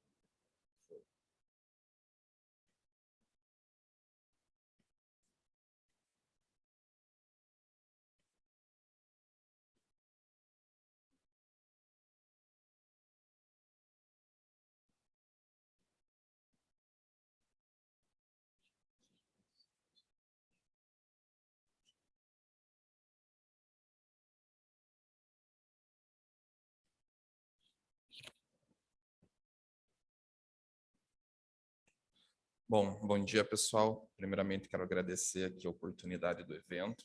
Vim de Curitiba prestigiar vocês. Estou gostando bastante, né? Bem interessante, temas muito atuais, e a intenção aqui é trazer um pouco para vocês aquilo que eu vou começar a desenvolver na pesquisa da dissertação de mestrado, tá? Então, o tema inicial, né? Então, ainda não foi definido exatamente, eu estou fechando os créditos do mestrado esse semestre. Aí, ano que vem, eu dedico somente à escrita mesmo. Mas a proposta inicial é que o título seja esse: Viabilidade Jurídica da Segurança Pública Preditiva, um estudo sobre a utilização de dados de dispositivos móveis no combate à organização criminosa. Tá? Quem eu sou? Sou João Paulo Machado Piratelli, sou aluno do mestrado da PUC do Paraná. Eu também sou especialista em Sistema de Justiça Criminal pela Escola Superior do Ministério Público da União e sou servidor da MPF há 10 anos, desses 10 anos praticamente todos na área criminal, com operações e tudo mais, e faço parte de um grupo chamado Secret 2, que é um grupo de pesquisa da professora Cinti, que é a minha orientadora, que agora ela não pôde participar, ela vai participar à distância, mas ela está dando aula no PPGD da PUC agora, e quem quiser meu contato é esse, que está ali o e-mail. E agora eu falo um pouco da professora Cíntia, que, embora ela seja a coordenadora do PPGD de Direito, ela não é formada em Direito, ela é engenheira civil, com mestrado e doutorado em Ciência da Computação, e ela atua como perita em vários casos envolvendo auditagem de dispositivos móveis, cadeia de custódia e tudo isso. Então, ela conseguiu um segundo financiamento da CAPES, então esse projeto Secret é o Secret 2, ele já teve o Secret 1 antes, que é o sistema de cruzamento de registros telefônicos, né? Então ele tem até um joguinho de palavras, a sigla com o secret, né, de inglês, né, segredo ou secreto, e ele envolve 4 instituições, que é a Seção de Computação Forense da Polícia Científica do Estado do Paraná, Polícia Civil, a CAPES como financiadora, e os programas de pós-graduação estricto sensu, tanto de informática da PUC, quanto de direito da PUC. Então, o projeto Secret 1, que ele começou analisando... Então, o que você tinha? Você tinha que antigamente você focava muito na interceptação de comunicações telefônicas, né? Hoje, com a ascensão do WhatsApp e tudo mais, acabaram que os criminosos deixaram de fazer ligações, assim como a gente, né? E começaram a usar outros mecanismos de comunicação, né? Então, o Secret 1, ele focou nos registros telefônicos, então ele pegou uma base, ele construiu uma base de dados com registro telefônico de várias investigações, e o Secret 1 foi desenvolvido um software, na época, isso envolveu só a escola de informática da PUC, eles descobriram que investigações que antes eram isoladas tinham agentes em comum. Então, se tivesse essa ferramenta antes, poderia ter sido utilizada para imputar responsabilidade penal em outras pessoas, né? Então, inclusive, esse software foi assimilado e é utilizado hoje por várias polícias no Brasil, desde a federal até outros estados. E, pelo sucesso, acabou sendo fornecido recurso para o Secret 2, né? Que é justamente você pegar essa mesma lógica do registro telefônico, mas não só do registro telefônico, você pegar outros dados, como foto, vídeo, conversa, geolocalização. Então, o aperfeiçoamento dessa tecnologia tende a ser muito mais preciso, né? Então, aqui como está no slide, ele vai aliar o direito à forense digital, que é a parte de perícia, que trata da colheita de elementos de prova no âmbito digital, ciência de dados e inteligência artificial, né? Aí são ferramentas aí dentro da ciência da computação para poder trabalhar esse grande volume de dados. Bom, daí a intenção do grupo é justamente isso, desenvolver um ferramental jurídico e tecnológico voltado à análise dessas informações, desses laudos de dispositivos, justamente para a gente auxiliar tanto a parte de inteligência da polícia, quanto a parte de policiamento preditivo, tá? Então, o que acontece? É bom fazer uma distinção, assim, porque geralmente a gente acaba confundindo o que é inteligência do que é investigação criminal, tá? Inteligência, popularmente, é espionagem, entendeu? Isso é inteligência. Então, quando você fala, a gente vai grampear o teu telefone, mas precisa da autorização judicial para usar num processo. Isso não significa que os órgãos de inteligência não tenham acesso ao teu telefone, entendeu? A BIM, CIA, enfim, Mossad, porque a espionagem ela tem função de segurança de Estado, tá? Segurança nacional e tudo mais, assim, até em medidas contra-terroristas. Então, isso para a parte de processo criminal não é possível ser utilizado, porque muitas vezes seriam tidos como informações, provas ilícitas, né?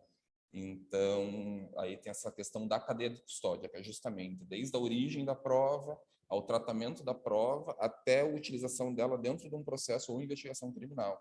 Então, uma quebra na cadeia de custódia contamina toda a prova. Aí resgata toda aquela teoria da árvore envenenada e tudo mais.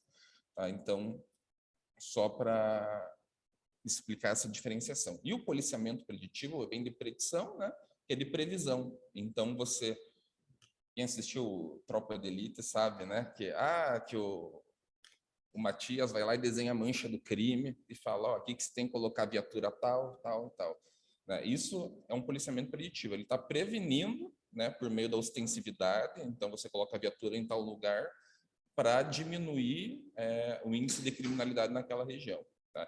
Então, quando você alia tecnologia para isso, aquilo que o Matias fazia na mão, hoje você consegue, em tese, automatizar isso e facilitar a questão da prevenção aos crimes. Tá? Então, aqui eu trouxe para vocês uma situação hipotética. Então, usando o estado do Ceará, né, Sobral e Fortaleza, são as 2 grandes cidades. Então, se eu tenho um assalto a banco em Fortaleza, e lá eu prendo uma pessoa em flagrante lá, tá? E acaba prendendo o celular dela, esse celular dela ele vai ser submetido à autorização judicial para extrair os dados, fazer essa análise de dados, para você descobrir modus operandi, para onde que você, quem estava envolvido e tudo mais. Aí, meses depois, em Sobral, o cara assalta outra agência bancária, esquece o celular lá na correria, deixa cair e vai embora, né? Também esse celular vai ser apreendido e tudo mais, ser submetido a uma análise criminal, investigação, só que eles não se comunicam. Eles só vão se comunicar se algum investigador, se algum promotor, delegado de polícia tiver o feeling, né? Putz, aqui eles cometeram um crime parecido, será que talvez não tenha alguma relação entre eles? Então, o que que acontece? Daí ele vai pedir autorização para o juiz para poder fazer esse cruzamento de provas. Então, a ideia do Secret 2 é justamente automatizar isso. Você juntar numa base de dados, e isso é importante a gente diferenciar base de banco de dados, porque a base de dados é só os dados conglomerados, não existe uma categorização de dados, não existe uma correlação de dados. O banco de dados ele já é estruturado, tá? Então, na base de dados, ela é o sistema bruto, por isso que se fala em mineração de dados, né? Porque mineração de dados é aquilo que o minerador faz lá na mina de ouro, ele vai martelando para minerar o dado. A mineração de dados vem disso, tá? Enfim, a intenção do Secret é essa, o projeto do mestrado é justamente você, como que juridicamente você contextualiza isso, porque você tem o risco de criar um Leviatã praticamente, né? Você vai criar um estado totalmente vigilante a todo tempo e você pode ser responsabilizado ou forjarem coisas contra você. Então, a grande questão é justamente essa, porque a LGPD que a gente tem hoje, ela não se aplica para a inteligência nem para questões criminais. Isso é expresso, acho que está no artigo 3º e no artigo 4º. A lei não se aplica. No Congresso, existe a LGPD penal, que está em trâmite, mas ainda não foi aprovada, né? Tem muita discussão a respeito. Inclusive, até de exemplo, um dos primeiros casos daquele banco de perfil genético que a Polícia Federal gerencia, foi um caso que eu trabalhei, que foi um dos primeiros casos, ou salvo engano, foi o primeiro que bateu um perfil genético de um assaltante a banco. Ele foi baleado, fugiu e deixou um rastro de sangue. Coletaram esse sangue dele, jogaram no perfil genético, que ele já era egresso do sistema prisional, e viram que ele estava num outro assalto a banco em outro estado. Aí bateu, entendeu? Foi um caso assim bem emblemático. Eu lembro que o delegado ligou e falou: a gente conseguiu e tudo, foi bem interessante. Mas aí vai entrar um pouco de como tem sido tratada essa questão do perfil genético, como que a gente vai tratar a questão dos dados. Inclusive, ontem saiu, acho que até no Jota, uma reportagem aí que a Justiça do Trabalho estava determinando quebra de dado de geolocalização para ver se o funcionário cumpria hora extra mesmo. Então, é uma situação bem delicada, né? Porque se eu esquecer meu celular lá no trabalho, eu vou dizer que eu cumpro hora extra também, entendeu?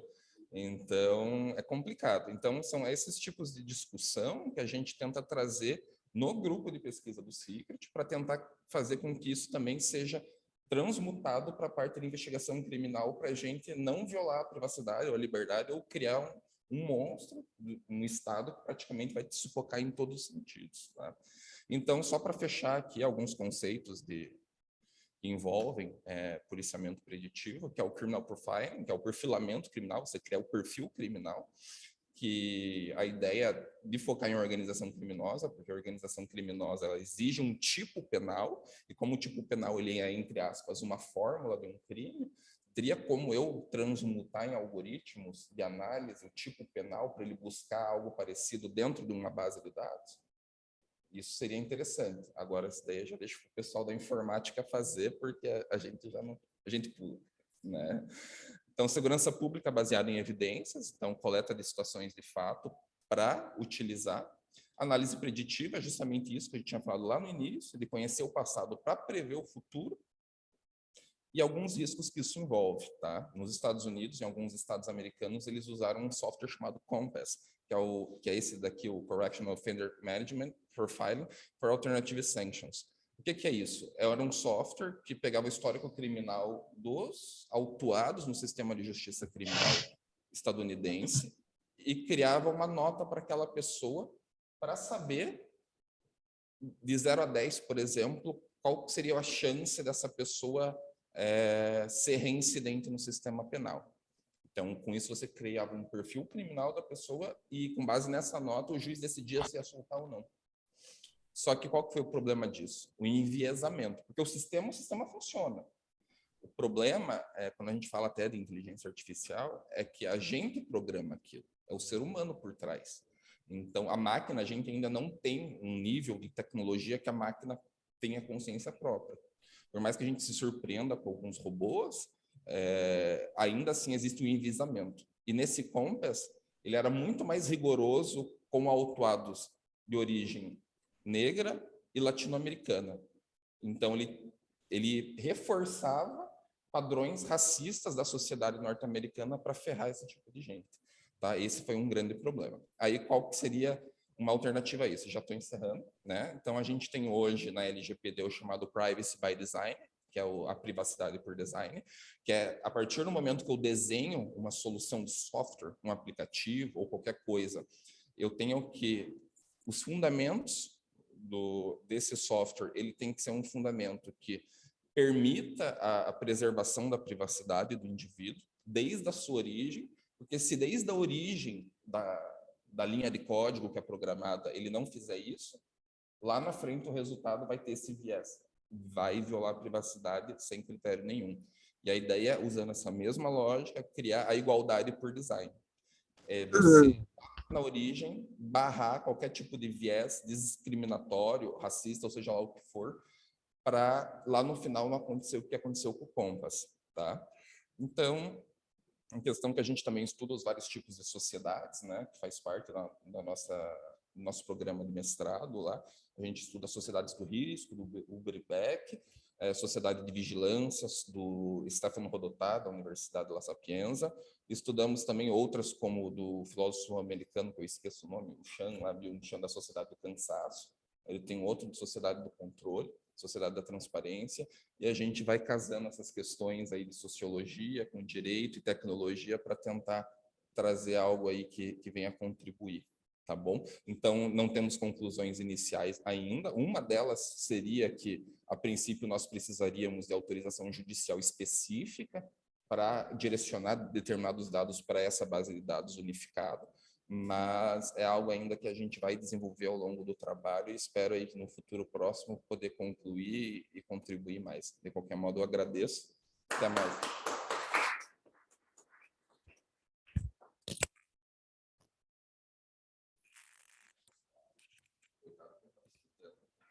Obrigado, João. Muito obrigado pela sua exposição.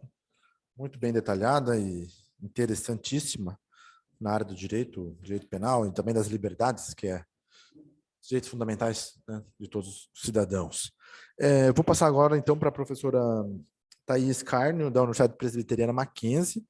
Ela é do direito empresarial, porque eu conheço a professora Thaís, mas o tema dela também transita aqui um pouco sobre questões de ordem e responsabilidade. Agora, não sabemos se essa responsabilidade é civil ou é penal, professora Thaís. A professora vai falar para nós aqui qual é o tema. Bem-vinda. Sim, sim. Primeiramente, vocês me ouvem bem? Sim. Sim, que bom. Primeiramente, eu lamento o atraso, eu estava em aula e não pude ingressar antes.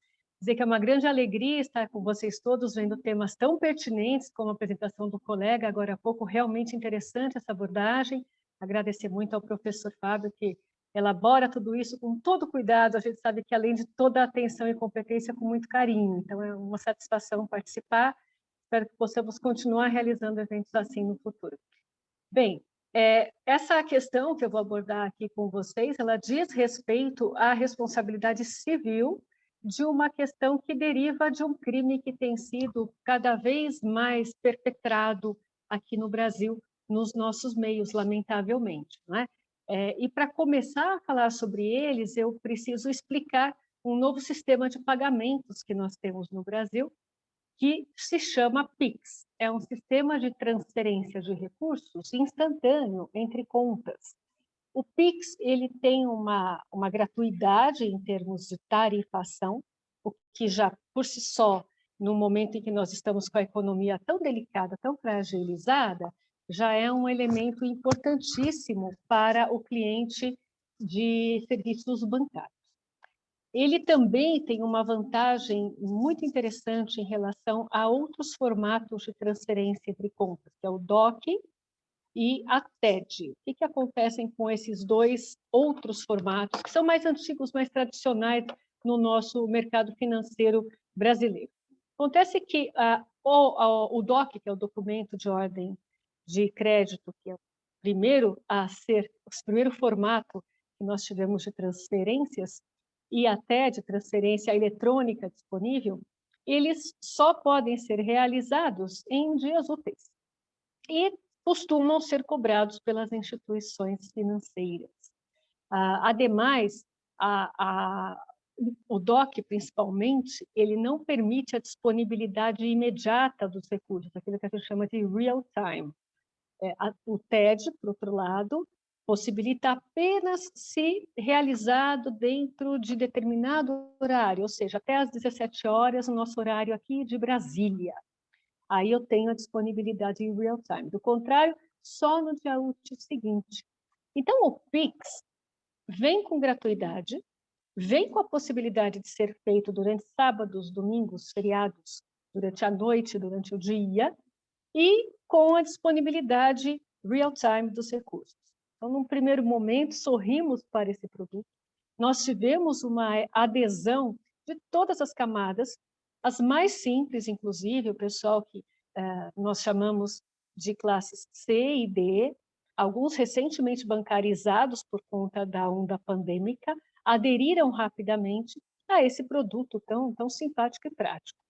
Contudo, infelizmente, também tivemos um grupo grande de perpetradores de crimes que aderiram também a uma nova modalidade de sequestro, seja de dados, seja de pessoas, para que essas pessoas façam as transferências via Pix para contas que, às vezes, eles, como costumamos dizer aqui, né, alugam.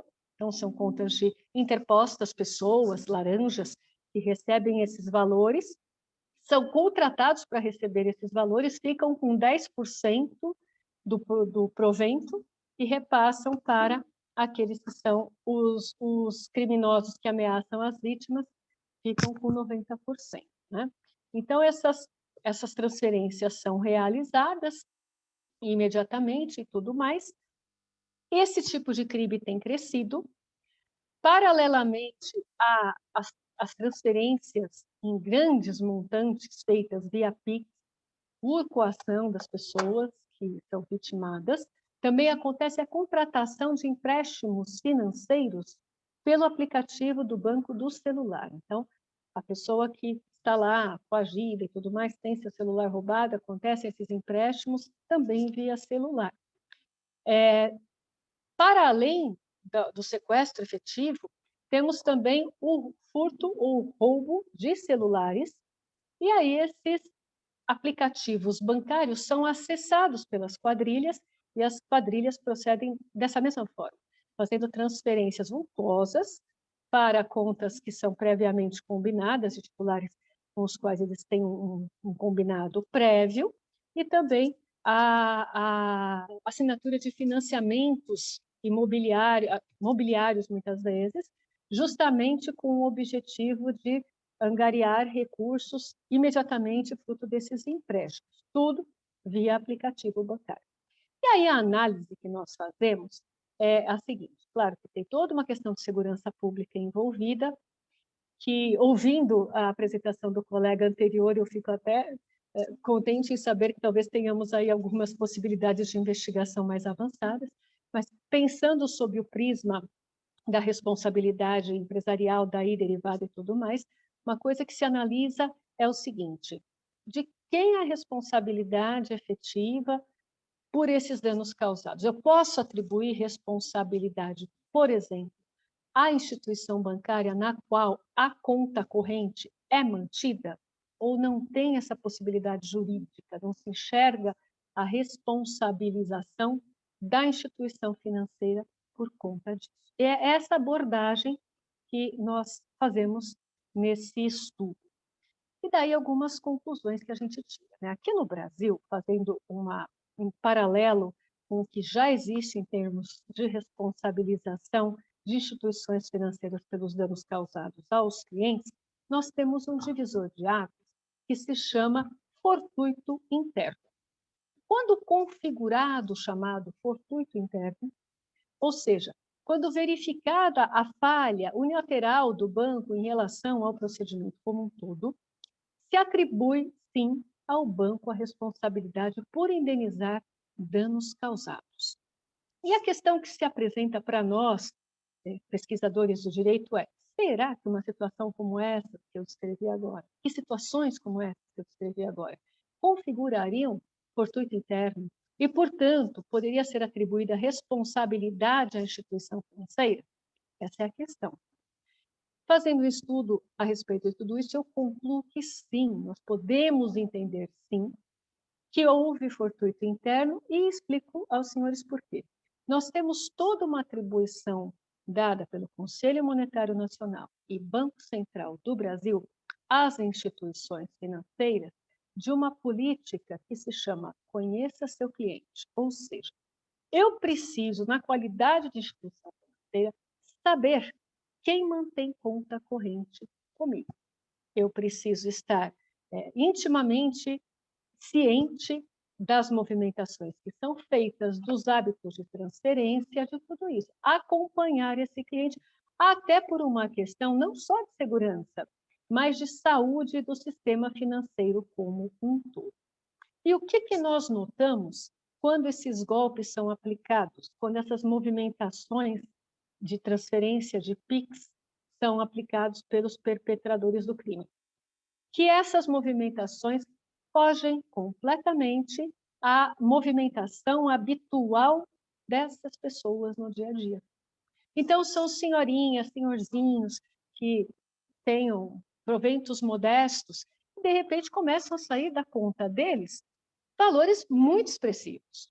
Ou então, sem nenhuma explicação, eles contratam um empréstimo de 100 mil reais, sem nenhum motivo aparente para a realização daquele empréstimo, e por aplicativo. Então, a gente vai além dos valores quantificáveis, nós vamos em relação aos próprios hábitos, não é?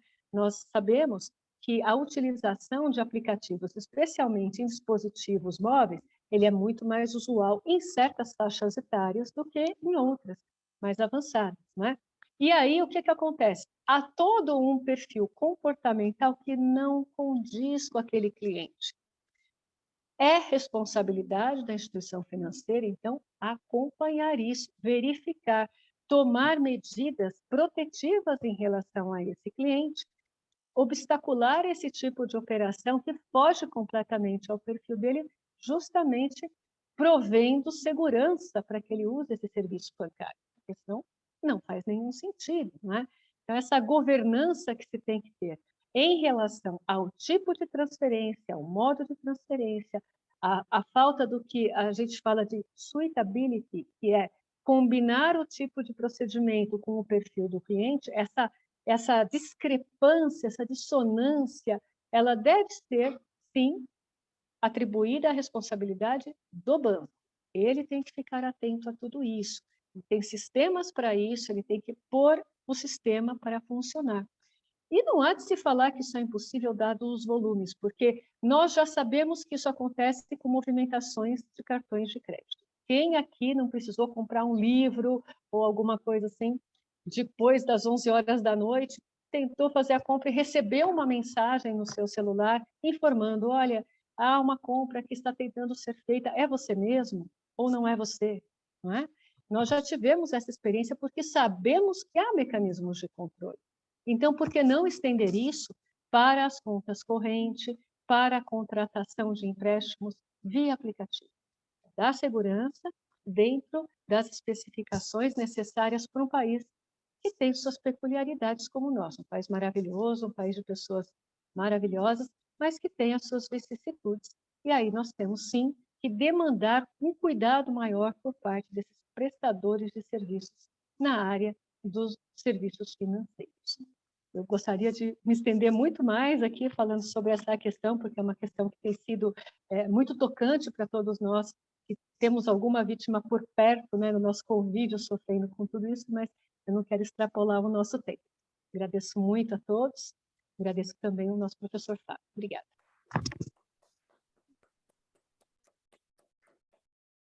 Obrigado, professora Thais. Muito bem, tema muito interessante. Eu fico pensando nisso porque eu moro em Portugal e morava na Espanha. Toda vez que eu vou fazer uma transferência, me pedem um SMS, alguma coisa para me garantir se eu sou eu mesmo, né? Uma verificação dupla.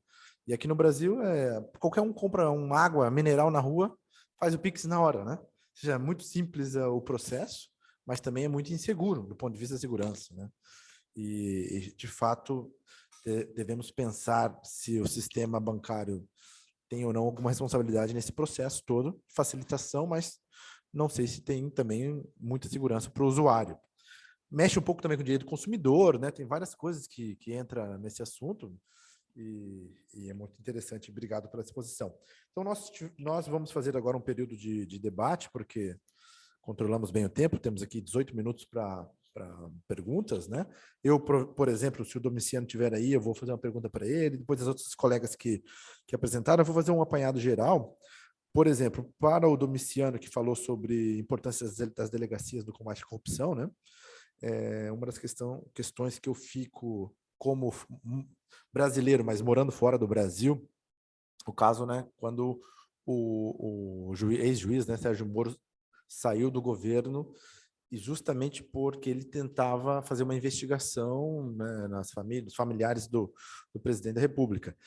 E quando houve aquela mudança de delegado, né, lá no Rio de Janeiro, se na opinião do Domiciano, essa interferência do poder público afeta de alguma maneira a autonomia do delegado ou a autonomia de gestão da polícia, né?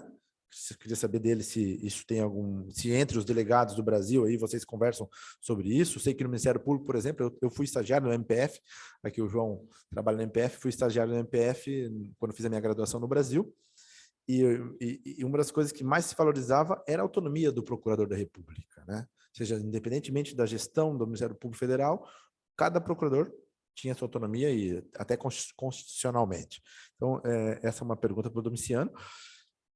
Perguntar depois para as 3 estudantes, né, os 4 estudantes que fizeram palestras aqui, Ayla, Vitor Francisco, Leinad e a Francisca Gerlânia, né, os 4 que se apresentaram os trabalhos aqui.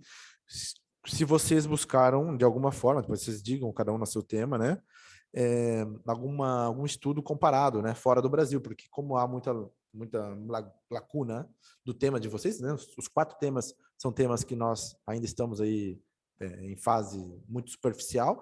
Se vocês buscaram algum tipo de análise fora do Brasil, de alguma sentença ou de alguma lei, né, do exterior, porque isso também ajuda muito a pesquisa, né? A pesquisa comparada quando nós não temos conteúdo no nosso país, sempre buscamos de fora, né? Se vocês fizeram essa pesquisa externa, se sim ou se não, se vão continuar a pesquisar sobre o tema, depois vocês dizem. E com relação aqui ao trabalho também do João Paulo, né, que é um trabalho difícil, porque misturar questões de segurança, segundo a análise, segurança pública e segurança dos indivíduos com as liberdades individuais é muito difícil. Temas candentes, né? Eu sei que para você ainda é um desafio, mas se lá na PUC do Paraná, né, de Curitiba, essa preocupação também paira dentro do pensamento de vocês, né? Quais são os limites? Se vocês estão observando mais liberdade, menos liberdade, mais segurança, menos segurança, né? Depois você fala sobre isso. A professora Thais, já falei aqui sobre o PIX, depois ela pode também voltar a comentar sobre isso. E nada, e primeiro eu começo então com o Domiciano, depois pela ordem dos demais que eu falei. Domiciano está presente? Não sei se está. Dá para ver ali os presentes aqui. Domiciano. Está presente, Domiciano? Não? Se não estiver, eu passo então para os 4, 5 estudantes para vocês comentar sobre... Podem vir aqui, um por um. Vem o primeiro, Ayla, né? Qual que é o seu comentário, Ayla, sobre a pesquisa, sua pesquisa? Se você vai continuar no tema, se você já fez alguma pesquisa comparada? Seu professor, que eu sei que estudou fora do Brasil, também te ajuda nessa parte. Então, gente, como eu tinha dito, assim, é o início, né, da pesquisa, a gente ainda não concluiu de fato todo o estudo. E sim, eu acabei não fazendo nenhum tipo de estudo comparado com relação à legislação da Inglaterra, que foi onde ocorreu o caso, né, com a legislação no Brasil, mas analisando assim o Código Penal e o tipo penal do estupro, poderia que no Brasil não fosse considerado um estupro, já que para o estupro, né, de fato tem que ocorrer a conjugação carnal pelo tipo penal. E não é o que ocorre no metaverso, porque são tudo avatares, né? Então, se a gente for olhar por esse aspecto, não seria tipificado talvez como um estupro aqui, se ocorresse um caso aqui. Mas lá na Inglaterra foi dado assim, tanto que ela, na entrevista, ela disse que foi um estupro, né? Então, assim, enfim, tem essa distinção. Mas a pesquisa continua, o professor Byron, ele fez, né, um estágio na Alemanha, estudou lá, então a gente sempre tem essa ideia de trazer sempre uma pesquisa mais ampla em tudo. Obrigada.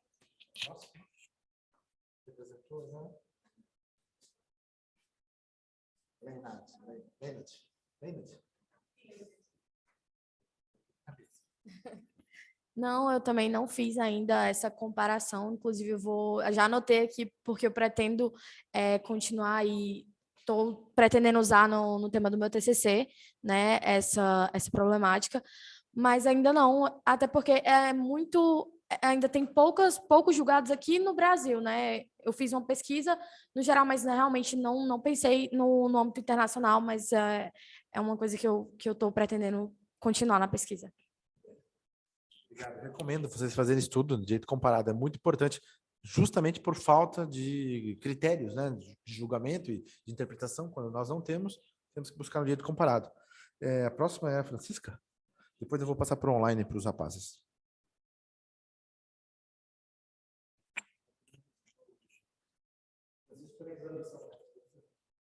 Então, sobre o questionamento específico, né, da pesquisa, essa pesquisa ela foi preliminar, na verdade, né, eu trouxe ela na modalidade resumo, inclusive não é artigo científico ainda, né, a gente pensou, eu participo de grupo de estudo na faculdade, Direito Penal, eu gosto muito de Direito Penal, e eu fiquei curiosa por isso também, porque eu vejo muito na prática no meu estágio, né, no Ministério Público, e isso me instigou, só que preliminarmente ainda, estou desenvolvendo, mas eu já fiz pesquisas fora, inclusive para o Congresso de Coimbra, justamente relacionada a essa temática, mas quanto aos direitos fundamentais, né? Os direitos fundamentais e humanos para a mulher. Então, de um certo modo, eu consigo ver uma conexão com isso e também com essa violência institucional. Mas, a priori, esse trabalho é focado mais em casos reais e no Brasil, que foi o caso da Mariana Ferri. Mas eu acato a sugestão e com certeza vou melhorar.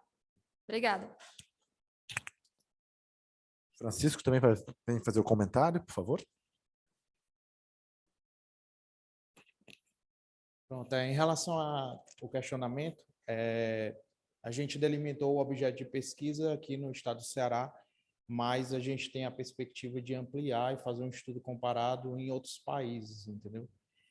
Eu acho que esse tema é muito relevante nos dias atuais, visto que há outras legislações em outros países que podem ter um comparativo com a nossa.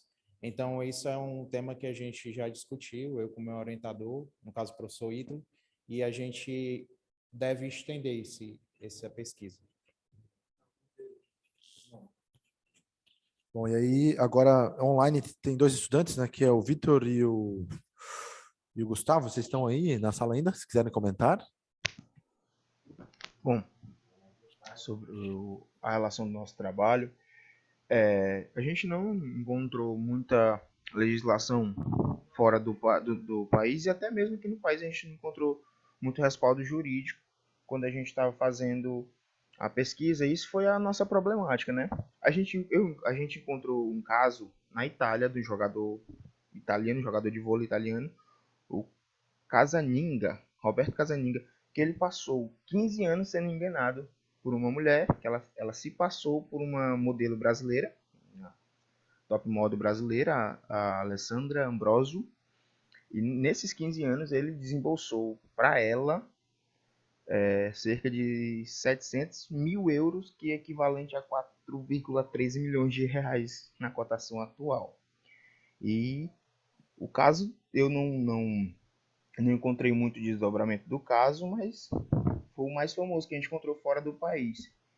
E a gente achou muito relevante também a abordagem da Netflix, naquele filme O Golpista do Tinder, que também abriu muita a nossa análise para esse tema. Mas é dar continuidade nas pesquisas, porque agora a gente tem respaldo jurídico, e rechear mais ainda o nosso trabalho. Muito bem, muito bem. Não é isso mesmo, né? A intenção desses nossos painéis é justamente para os estudantes ter uma perspectiva de futuro com relação à pesquisa, e os que já estão fazendo pesquisa de mestrado, doutorado, também ampliar os horizontes. Vou convidar aqui o João Paulo para também fazer um comentário sobre a pergunta. Obrigado. Então, você tinha perguntado como que é o pensamento lá no PPGD, né?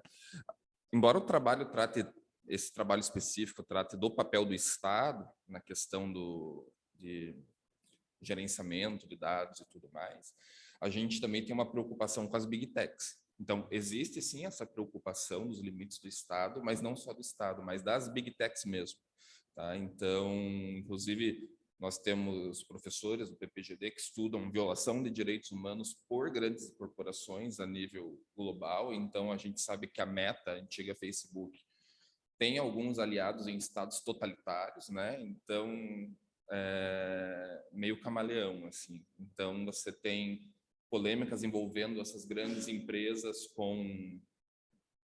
Eu não sei qual estado, não sei qual país da Ásia, do Sudeste Asiático, se não me engano, é o Vietnã, não tenho certeza, que eles tinham até um intercâmbio assim, de dados sensíveis dos cidadãos para o Estado, entendeu?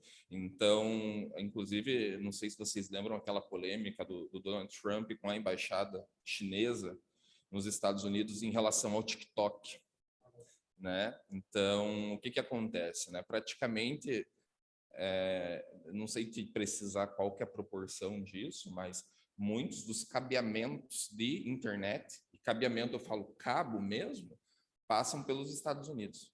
Então, os Estados Unidos conseguem o fluxo de informação a nível global, quase a integralidade passa pelos Estados Unidos. Então, isso para a segurança nacional deles e para a inteligência é excelente.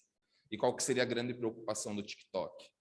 É que os nodos, né, os nós de cabeamento do TikTok, eles passam pela China, não passam pelos Estados Unidos, entendeu? Então, aquela questão que se fala, o vazamento de dados da Cambridge Analytica, não foi um vazamento de dados, aquilo lá já estava previsto. Eles falam como vazamento, mas não foi. Era um serviço que era aquele aceita os termos e condições que a gente clica, estava lá, entendeu? Então, existe toda uma preocupação, porque hoje o que a gente vê, às vezes, é que não só o Estado viola, sim, direitos humanos, a gente sabe, assim, recentemente veio de um regime militar e tudo mais, não precisa falar. Só que agora as grandes empresas têm muito mais poder que o Estado. Então, e até poder de direcionar o discurso, né? Então, você não é só de monitoração, é de você fechar o discurso para determinadas pautas de interesses. Então, quando se fala hoje de fake news, a gente acaba olhando para o lado político da coisa, porque ele é usado como instrumento. Mas será que para fins de mercado, de consumo, de tudo isso, isso também não é utilizado? Por que em várias partes do globo, principalmente no Ocidente, determinadas pautas surgem, entre aspas, espontaneamente, né? A gente viu isso assim, para fins políticos, com o movimento Antifa, né, que aconteceu nos Estados Unidos, depois teve movimentação no Brasil, teve movimentação meio quase tudo sincronizado. Será que isso, né, não estou falando teoria da conspiração, né, porque a gente tem que tomar cuidado com isso, mas será que isso não é resultado de um discurso que predomina na rede, entendeu? Então, existe essa grande preocupação não só do Estado, mas também das empresas, porque hoje, praticamente, né, a gente viveu aí a Lava Jato recentemente, os grandes financiadores de campanha sempre foram os grandes bancos, grandes frigoríficos, né, para não nominar, né? Então, se vocês forem ver as doações de campanha para os dois lados do espectro político, são quase iguais. Doei 50 milhões para o fulaninho, doei 50 milhões para fulaninho. Por quê? Porque eles têm que atuar nessas frentes, tá? Então, e uma coisa assim, todo mundo acha legal o Instagram, todo mundo acha legal o Facebook, todo mundo acha legal tudo isso, mas por que todo mundo acha legal e ninguém critica isso praticamente, né? E só o Estado é criticado? Será que não é algo assim que a gente, quando você não compra o produto, né? Quando é de graça, você é o produto, né? Então, no caso do Facebook, você é o produto, porque eles estão vendendo o teu perfil de consumo, o teu perfil de... Então, enfim, acho que são comentários, assim, são divagações que eu acho que valem a pena ser apresentadas para fomentar o debate, né? Não, ainda tudo muito recente. Eu acho que é isso. Obrigado. Obrigado, João Paulo. Não sei se a professora Thaís quer fazer mais algum comentário, porque nós já conversamos um pouquinho aqui. Não, só gostaria de, assim, como professora, eu não consigo evitar parabenizar esses alunos que fizeram temas tão interessantes de uma forma tão madura, né, professor? Dá uma alegria no coração da gente de ver esse pessoal tão jovem e tão empenhado. Parabéns para vocês, muito feliz mesmo. É verdade, parabéns a todos os alunos aí que estão começando, né, na pesquisa. Nós, como professores, temos muito ânimo e nós estimamos muito quando os alunos entram na pesquisa. Muito bem, então eu vou dar por encerrado, né, esse nosso painel número 7 aqui na Unicristo, o 5º EIAD.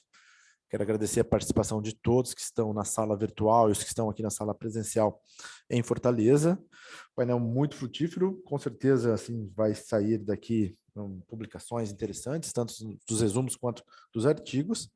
E convidar vocês para continuar no evento, né? Quem está na sala virtual pode continuar, porque daqui a pouco mais nós começamos os próximos painéis. E parabenizar a todos. Parabéns a todos.